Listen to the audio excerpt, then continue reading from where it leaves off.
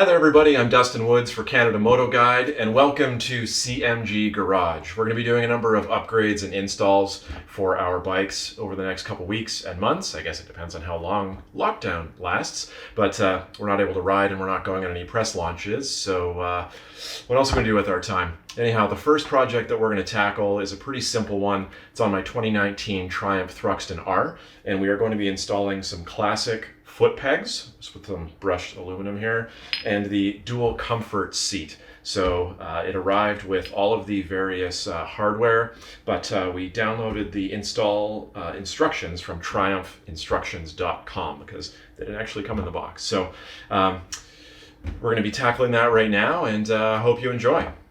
Getting the Thruxton ready for a passenger is a pretty simple job involving only basic tools.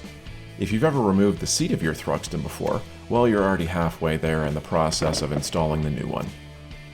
The Triumph Comfort Dual Seat features a flat leather area for a passenger rather than the plastic cowling of the solo seat that comes stock. It features the same contrast red stitching, but also unique ribbing where the rider sits to keep you in place. It also has contrast stitched Triumph logo in white on the back. Next up, we'll install the classic pegs. Here you can see the pegs and associated hardware that comes in the box. Start by inserting the anchor sleeve into the rubber peg grips. Then, insert and tighten screws.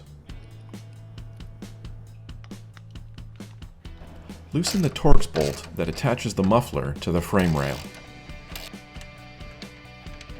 Now you're ready to assemble the hardware that will keep the passenger pegs in place and allow them to pivot into an upright position. Start by installing the black bracket and tightening in place with the hardware provided.